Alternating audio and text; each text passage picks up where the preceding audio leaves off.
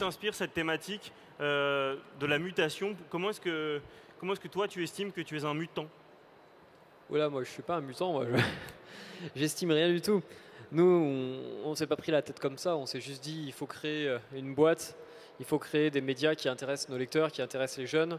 Et pour ça, on s'est dit on est une génération digitale, donc on va créer des outils. Et c'est ces outils qui nous permettent de savoir en temps réel justement les sujets qui intéressent nos lecteurs. Et aujourd'hui, on a la chance d'employer 103 personnes en France, d'être le plus gros média pour les jeunes en France et surtout d'être lu dans 27 pays. Et donc on est très heureux par cette aventure, mais on ne s'est pas demandé si on était des mutants. Alors, est-ce que tu peux rappeler comment et à quel âge surtout tu as décidé de créer Melty?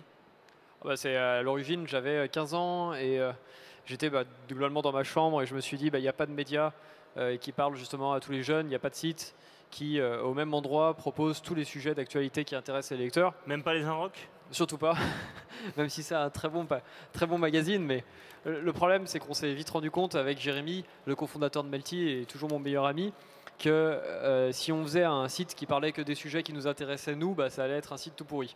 Et donc on s'est dit, si on ne veut pas faire un site tout pourri, mais un site qui intéresse 10,4 millions de jeunes en France, il faut être capable de savoir vraiment quels sont les sujets qui les intéressent et surtout être capable de savoir quels sont les sujets qui vont les intéresser. Et on avait la chance de faire une école d'informatique qui s'appelle Epitech. Et donc avec des potes d'Epitech, on s'est dit, on va créer cette technologie qui s'appelle Shape, ces algorithmes. Et c'est grâce à ces algorithmes qu'on a réussi à lancer ce projet. Et aujourd'hui, bien évidemment, on a 103 personnes, la Melty Family, toutes les équipes qui travaillent pour nous permettre de créer tous les jours les contenus qui intéressent le plus nos lecteurs. Alors, on va rester sur l'algorithme 2 secondes parce que ça alimente beaucoup de fantasmes. Les algorithmes, pour ceux qui ne sont pas très familiers, c'est le plus célèbre, c'est celui d'Amazon qui dit vous avez aimé, vous aimerez. En gros, enfin, vous avez aimé Marc Lévy, donc vous aimerez Catherine Pancol, donc vous avez mauvais goût. Mais parfois, c'est d'autres types d'algorithmes. Et donc, on imagine qu'il y a un algorithme derrière Melty et qu'il n'y a pas d'humain et que c'est des espèces de robots qui tissent les articles. Et évidemment, c'est pas ça. C'est des légendes urbaines. L'année dernière, on a recruté avec Melty une trentaine de jeunes rédacteurs en CDI de moins de 25 ans. Donc, quand vous dites que c'est des robots, c'est pas sympa pour eux. Et au passage, s'ils nous regardent maintenant, je me permets de les féliciter parce qu'ils font un travail éditorial incroyable. On a simplement une voiture, c'est notre rédaction, et dans cette voiture, on a un GPS. Alors, il se trouve qu'on a un meilleur GPS que les autres. Il y a certaines rédactions qui n'ont pas de GPS du tout, et d'autres qui ont des GPS qui sont moins bons que les nôtres. Après, je ne sais pas comment ça se passe dans vos voitures, mais jusqu'à présent, c'est vous qui dites à votre GPS où vous voulez aller. À Melty, nos rédacteurs en chef font exactement la même chose. Ils disent à notre GPS, voilà, je voudrais parler de ce sujet, est-ce que tu peux me dire si c'est une bonne idée, comment est-ce qu'on va faire pour en parler le mieux possible et de la manière la plus efficace. Mais notre rédacteur comme vous, s'il veut, il le désactive le GPS, ou il ne suit pas ce que le GPS lui dit.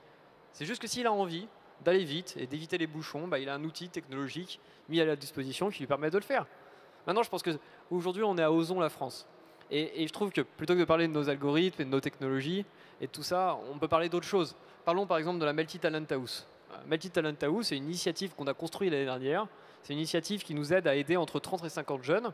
C'est des talents. Alors ces talents, qu'est-ce qu'on fait? On les accompagne, on leur donne 2000 €, ce qui n'est pas beaucoup, mais c'est la même somme que celle qu'on a reçue en 2005 de notre école. Donc on transmet plus ou moins ce flambeau. Et surtout, on raconte leur histoire. Et en fait, en aidant ces 30 à 50 jeunes par an, ce qu'on fait est bien plus important parce qu'on parle à des centaines de milliers de jeunes qui vont lire les histoires de ces talents, qui deviennent du coup des ambassadeurs et des exemples, et qui prouvent tous les jours à nos lecteurs, un jeune sur 3 en France, qu'on peut depuis la France faire de belles choses. Alors cette Talent House, elle est ouverte aux artistes, aux sportifs, aux entrepreneurs, au monde associatif. Et je pense que ça, c'est un projet qui est important. Il n'y a pas d'algorithme derrière la Talent House. Ça n'empêche pas qu'elle fonctionne parfaitement bien. J'ai rien contre les algorithmes, mais juste pour bien comprendre comment ça fonctionne, parce que j'imagine qu'il ne suffit pas d'envoyer un email à melty@talenthouse.fr en disant « je suis très sympa, je suis un artiste, peux-tu me filer 2000 €? C'est presque ça. Ah. Il faut aller sur le site melty.fr/talenthouse ou sur le stand qui est présent dans le forum Osons la France. Et on a Sandrine, notre talent manager, qui est sur place justement pour accueillir tous les futurs talents.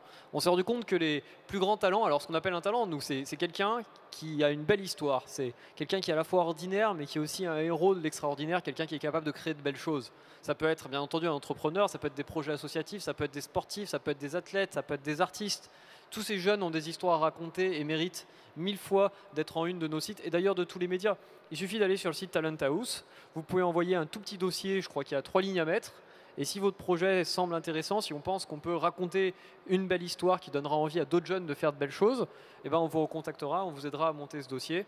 On proposera à nos équipes le dossier en question pour voir si effectivement il est inspirant et on sera très très très heureux de raconter ce que vous faites et de vous intégrer à notre écosystème.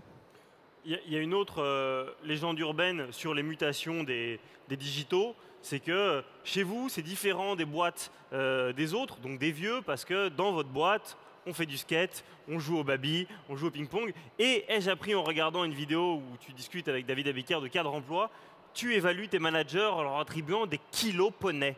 Ouais, c'est ça. C'est ce qu'on appelle les KPI, kilo poney indicateur, c'est très important. Donc à l'origine, en fait, quand tu travailles à Melty, on te propose d'avoir 5 challenges. Pas des objectifs, des challenges. L'objectif étant justement, un objectif, il faut l'atteindre. Un challenge, si tu ne l'atteins pas, c'est un challenge, c'est pas grave. Donc 5 challenges. En moyenne, l'idée, c'est que vous atteigniez 3 sur 5 de vos challenges. Parce que si vous atteigniez 5 sur 5 de vos challenges, c'est que c'était trop facile. Et si vous n'atteigniez aucun, c'est qu'il y a un problème ou que les challenges étaient trop durs. Donc des challenges. Et l'idée, c'est de dire, on propose à tous les managers, à tous vos N-1, N+1 et à toute la boîte en globalité, de pouvoir évaluer si, selon eux, vous avez atteint ces challenges ou pas. Et pour les évaluer, on les évalue avec des kilos poneys. Donc plus vous avez de kilos poneys, mieux c'est. 5 kilos poneys, c'est cool. 1 kilo poney, c'est qu'il y a un souci. Et donc tous les gens de Melty peuvent aller sur ma propre fiche et bien évidemment m'évaluer et voir comment ça fonctionne. Et je pense que c'est intéressant parce que ça permet à chaque manager de donner à ses équipes une sorte de feuille de route de ce qu'il faut faire sur le trimestre et de ce qu'il faut faire sur l'année. Ça permet à tout le monde de savoir quels sont les challenges que chacun essaye de se mettre en place. Et il faut se rappeler que Melty, c'est une aventure, c'est une start-up. Donc je pense qu'une start-up vaut la peine d'être vécue que s'il y a un partage et un échange. Donc je passe mon temps à l'expliquer à mes équipes. C'est un contrat qu'on fait entre nous. Nous, on leur apporte des trucs, eux, ils nous en apportent. On ne parle pas d'argent. Bien sûr qu'on apporte de l'argent, mais on apporte autre chose que l'argent. On apporte une expérience, on apporte des valeurs, on apporte clairement un ascenseur social. Je suis directeur général du plus gros groupe média pour les jeunes sur Internet à 29 ans. C'est clairement un ascenseur social. Tout ça, on l'apporte. Et je passe mon temps à dire à ma team, si un jour tu te lèves le matin et que ça fait 2 mois qu'on t'a pas apporté quelque chose, il faut que tu trouves une autre entreprise. Ça ne vaut pas le coup de te défoncer autant si on ne t'apporte pas des choses en échange. Et je pense que c'est comme ça qu'on arrive à construire une relation de travail saine. Vous allez me demander pourquoi kilo poney, pourquoi pas poney simplement. Parce qu'on a subi l'année dernière une inflation. On a commencé avec le poney et puis ensuite on est monté à 200, 300, 2000, 4000, 10 000, 100 000 poneys. Donc on s'est dit on va simplifier, on part sur les kilos poney. Voilà. 100 poneys. Et toi-même, tu as combien sur ton évaluation annuelle? Je ne l'ai pas encore. Ah, tu l'as pas encore. Et sur 2013, tu étais à combien? J'en ai aucune, en vrai aucune idée, je ne sais plus exactement, ça dépend des objectifs. Mais il y a certains objectifs, certains challenges que j'ai réussi à faire moi-même, certains challenges que j'ai malheureusement pas réussi à faire. Mais c'est très sain, ça permet à tout le monde de me dire sincèrement ce qu'ils pensent de ce que j'ai fait ou quelle est la perception qu'ils ont. Parce qu'on se rend compte aussi avec ces challenges que certaines fois les challenges sont atteints. Mais faute d'une bonne communication interne, d'une bonne visibilité, les équipes ne sont malheureusement des fois pas forcément au courant. Donc, au contraire, c'est très intéressant, ça permet de sensibiliser tout le monde à un objectif global. Et un dernier point avant d'avoir un peu envie de fraise. Sur la table ronde précédente, on a vu que le diplôme n'allait plus forcément être l'alpha et l'oméga du recrutement dans les entreprises en 2020-2025. J'aimerais que tu nous expliques comment et sur quels critères tu recrutes, parce que pour avoir regardé un peu la vidéo où tu en parles, c'est relativement surréaliste et pas éminemment scientifique. Là, pour le coup, on peut vraiment le dire, il n'y a pas d'algorithme de recrutement chez Melty. Non, on a des très très bons RH. Et d'ailleurs, j'en profite pour les remercier aussi parce que c'est souvent toute la partie support d'une entreprise, c'est les personnes entre guillemets de l'ombre, alors que c'est eux qui permettent de faire en sorte que tout fonctionne très bien et qu'on puisse tous les jours créer de nouvelles et de belles choses. Donc, merci à eux tous. On travaille surtout, et quand on recrute, sur la passion. Ce qui nous intéresse, c'est de recruter des gens qui sont passionnés par le projet, qui croient dans le projet, qui ont envie d'apporter quelque chose et qui ont envie qu'on leur apporte quelque chose également. Donc c'est vraiment nos priorités, c'est dire est-ce que tu penses qu'à Melty tu peux t'éclater, est-ce que tu penses qu'on peut t'apporter des choses, est-ce que tu penses que tu peux nous en apporter, est-ce que ce qu'on fait te passionne, est-ce que la mission de Melty, créer les contenus qui intéressent le plus des jeunes, créer les contenus qui vont les intéresser, les diffuser partout au bon moment, est-ce que c'est quelque chose qui te fait vibrer, est-ce que tu as envie de te lever le matin pour faire ça? Si oui, tu es plus que le bienvenu, finalement quel que soit le diplôme. Moi ce que je trouve qui est marrant, c'est cette idée de dire qu'est-ce qui différencie une bonne idée et un mec obstiné d'une mauvaise idée et quelqu'un qui est stupide. Et en fait, j'ai l'impression qu'il n'y a pas vraiment de différence. Je crois que la différence, c'est le travail et d'une certaine manière le succès à la fin. Aujourd'hui, j'ai la chance de connaître plein d'entrepreneurs. Et la plupart de ces entrepreneurs, quand ils t'exposent leur idée, Alors tu vois ce qu'ils ont fait, donc tu dis bah, c'est génial parce que tu vois ça marche, il y a des entreprises. Mais si tu as la chance d'avoir l'idée sans le succès et sans l'histoire, mais tu dis c'est nul, ou c'est stupide, ou ça fonctionne pas. Et en fait, je me suis rendu compte que ce qui fait à mon avis la force d'une idée, c'est pas l'idée elle-même, c'est les personnes qui sont derrière pour la réaliser, et c'est le travail qui a été mis pour mettre en place cette idée. Aujourd'hui, si on prend Melty, il n'y avait pas d'idée géniale au début. Il y avait un besoin personnel, c'est peut-être un petit peu la même manière pour toi. Il y avait juste un besoin personnel qui était de se dire, il n'y a pas un site qui regroupe tous les sujets qui m'intéressent. C'est juste l'idée de Melty. On va faire un site pour les jeunes. C'est complètement nul. Complètement nul. Puis ensuite, en y réfléchissant, on s'est dit, bon, pour trouver les sujets qui intéressent les jeunes, il va falloir créer des technologies. Puis ensuite, on s'est dit, il va falloir devenir partenaire de la Ligue de basket parce qu'il y a des étudiants qui sont géniaux. Il va falloir organiser une cérémonie devant 2700 personnes au Grand Rex, les Melty Future Awards. Il va falloir créer une Talent House. Enfin, bref, et ça a donné Melty aujourd'hui. Mais si on prend le truc d'origine, c'est complètement bête. Il y a plein de gens qui l'oublient. Parce qu'il y a plein de gens qui pensent que Melty, on a fait pouf et ça a fait des chocs à pic. Mais en vrai, pas du tout. Nous, ça fait 14 ans qu'on travaille là-dessus. Moi, j'ai commencé Melty en 2000. 14 ans qu'on travaille dessus. En fait, on est plutôt mauvais en réalité, si on est honnête. 14 ans pour arriver à faire une entreprise. 14 ans pour faire en sorte qu'on soit rentable depuis 2011.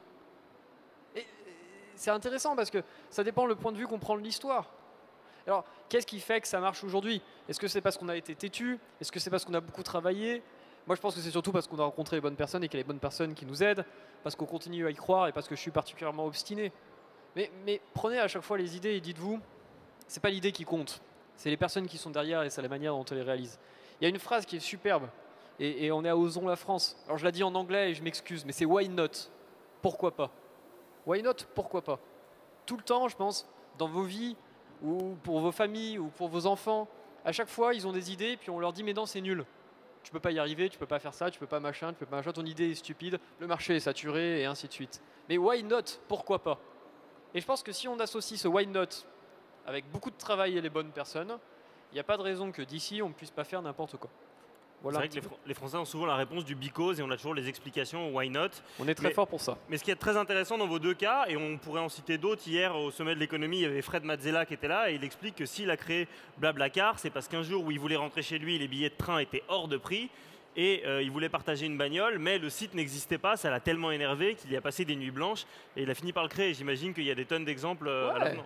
Mais il s'est dit why not? Mais même le mec qui a fait le bâtiment là, un jour il s'est levé et d'une manière ou d'une autre il s'est dit mais why not? Sauf qu'il parlait pas anglais, ils ont dû être un certain nombre quand même. Il y a bien quelqu'un à l'origine, quelque part il y a quelqu'un qui s'est dit mais pourquoi pas faire un truc comme ça? Pourquoi pas? Mais il a raison, on l'a fait. C'est pareil aujourd'hui. Joli au passage. Je voudrais qu'on clôture cette session sur les mutations en parlant de vos rapports avec vos salariés. Je ne sais pas si vous connaissez François Dupuis, qui est un de nos grands sociologues. Il a mené une étude auprès de 800 grandes boîtes européennes sur les valeurs, les fameuses valeurs affichées par les boîtes. Et celle qui arrive de très très loin en tête, c'est l'engagement au travail. Et Dupuis a une assez jolie formule, pas en anglais, excuse him. Il dit il y a une fonction compensatrice du langage. En gros, on parle d'engagement à longueur de journée parce que les gens sont de plus en plus désengagés, ne s'investissent pas dans leur job et ne s'y retrouvent pas. C'est une étude qui a été menée auprès des très grosses boîtes et les mêmes très grosses boîtes nous confient avoir énormément de problèmes pour recruter les jeunes talents qui vont chez toi, chez Frédéric. Alors, est-ce que c'est uniquement parce que c'est le numérique ou est-ce que c'est parce que vous arrivez à leur vendre différemment le sens du travail? Je crois qu'il y a au-delà quoi. C'est pas leur vendre le sens du travail, c'est avoir une vraie mission basiquement. Et c'est pas des salariés, c'est des équipes. Salarié, c'est le statut technique qui est utilisé dans les contrats de travail. C'est des équipes. Et avec ces équipes, on travaille ensemble sur un projet. Et ce projet, c'est de dire, on peut partout, au bon moment, créer les contenus qui intéressent le plus nos lecteurs, les contenus qui vont les intéresser et les diffuser. Et accessoirement, montrer qu'on peut faire de belles choses depuis ici. Et c'est une mission. Et je l'ai redit tout à l'heure, je me suis peut-être mal exprimé. On dit à nos équipes, si cette mission ne vous intéresse pas, ne prenez pas la peine de venir chez nous. Vous serez très certainement plus à l'aise, plus confortable et mieux payé dans plein d'autres grands groupes médias où il n'y a globalement plus rien qui se passe. C'est plus facile, c'est plus facile. Donc on leur dit, si tu as envie de venir à Melty, c'est un challenge. Et le mot du challenge, il est super fort. Un challenge personnel et un challenge collectif. Si tu veux participer à ce challenge collectif, tu es le bienvenu. Si tu ne veux pas participer à ce challenge collectif, mais ne t'embête surtout pas. Il y a plein d'autres boîtes qui recrutent à des salaires peut-être même plus élevés, je sais pas. et sur lequel tu auras des postes qui seront d'une manière ou d'une autre plus confortables.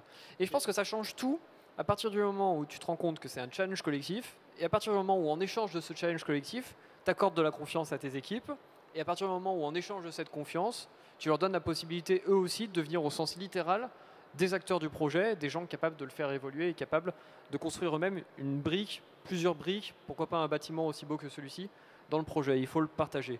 Je pense que c'est très important.